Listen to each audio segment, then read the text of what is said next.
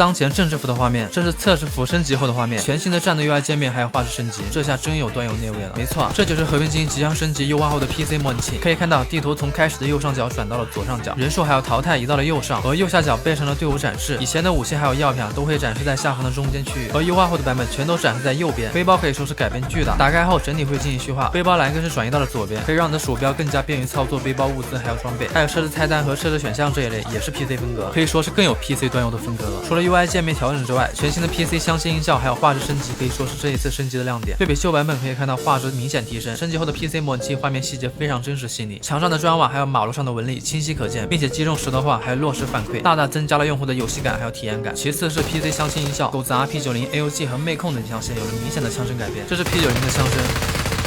这是狗杂的枪声，这是妹控的枪声，这是 AOG 的枪声，同时还增加了枪械开火高温情况下产生的气体膨胀现象以及枪口气浪。这次的模拟器可谓是提升巨大，想体验的可以先去预约，等6月5号之后体验服就正式开放了。我是林月，我们下期见，拜拜。